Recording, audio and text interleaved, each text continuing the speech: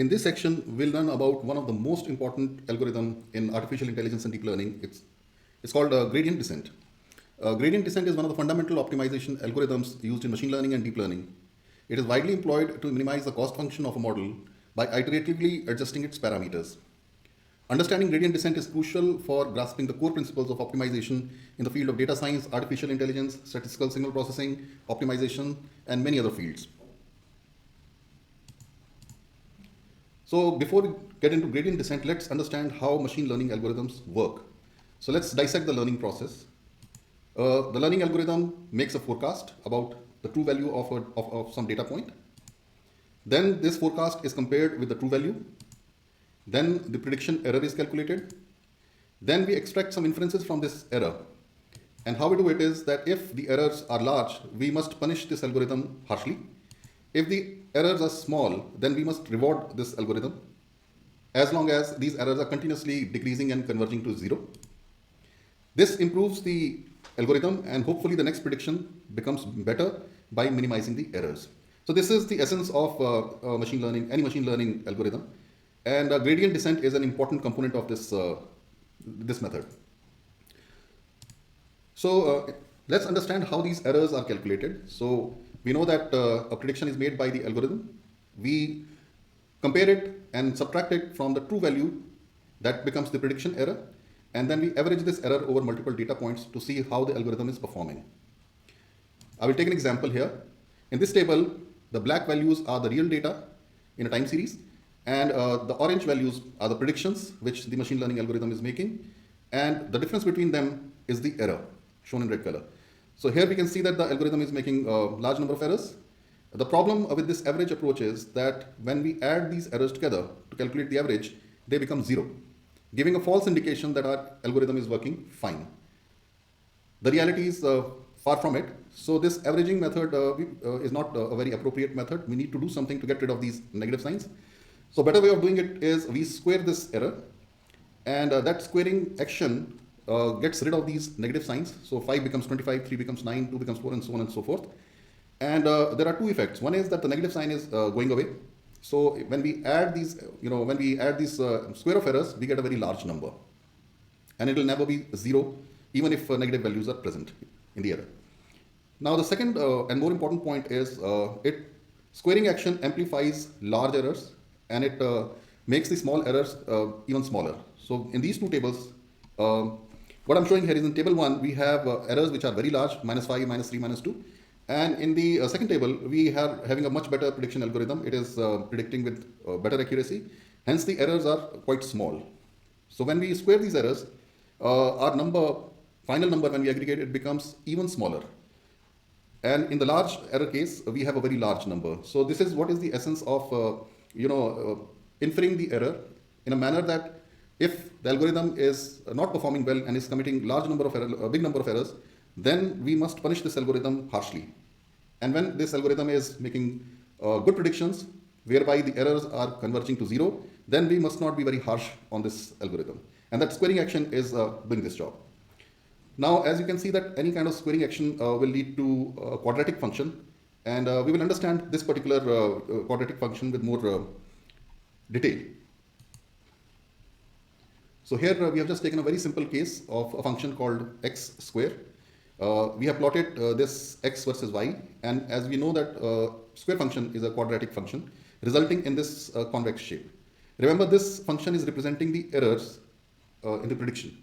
So if we want to improve the accuracy of our prediction, we must minimize this function and reach a point where this error is zero.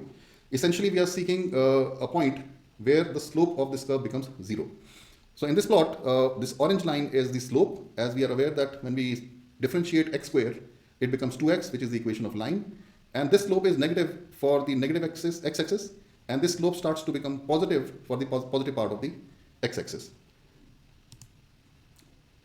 In this plot, what I've done is that I have taken the error curve, which is x square, and I have drawn tangent lines at 3 points, at -2, which is this orange line, at 0, which is this green line, and at 2, which is this red line.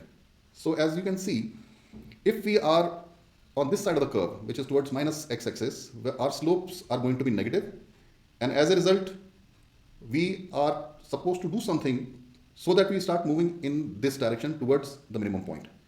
On the contrary, if we choose an arbitrary point on the positive x-axis side, our slopes are going to be positive, and we must move in this direction then to reach the minima. And once we reach the minima, we must stay there. So how it's done in gradient descent algorithm is that let's pick up an arbitrary point, let's say this green point. We calculate the slope here, and the slope we know is negative here. So once we know that the slope is negative, that means I have to move in right direction, right side of the x-axis. So this is a small step in x direction, and how this small step in right direction is calculated is whatever is the slope here at this point, I take that and I multiply it by a very small number called learning rate, and I'll explain this learning rate in the next slide. It's a constant number, and when we multiply, we result in a very small number here, which then gets subtracted from the previous x value. So we know here that x here is a negative. So to move in towards 0, we must add a positive value to this number so that we start moving in this direction towards 0. And how that positive number will appear is that my slope is negative. So negative slope and this negative sign will disappear. They will cancel each other out. And then this small number will get multiplied. And then from the previous x, which was, let's say, which was here at -1, I will move slightly in this direction and then recalculate slope at this point. And that's how we are going to keep moving in smaller and smaller steps until we converge to a point where the slope becomes 0. This is the minimum point of this error curve. And when the slope becomes 0, this whole w becomes 0. And then we get stuck here because my new x is same as the old x. So I have achieved the global minimum of this curve. That's the essence of this entire algorithm. And now I'll emphasize about what do I mean by this learning rate. So learning rate is nothing but it's a constant number, generally a very small number like 0.1, 0.01, etc. What it does is that if it's a small number, then this algorithm takes baby steps, and in small increments, it starts to going towards the bottom of this convex curve, which is the minimum point. Now, if we choose this too small, then these baby steps will become smaller and smaller, and it will take us a very long time to descend through this convex shape until we reach the bottom. And that's the reason why this entire algorithm is called gradient descent. We are descending towards the bottom of this curve. And when we choose this learning rate, a large number, we can make this algorithm go unstable. Instead of converging to the bottom, it might just start bouncing around with the walls of this, with the opposite walls of this curve, and never reaches the 0 point. An appropriate learning rate ensures that neither this algorithm becomes unstable, nor does it take too much time to converge to 0. And that's the effect of the learning rate on this algorithm.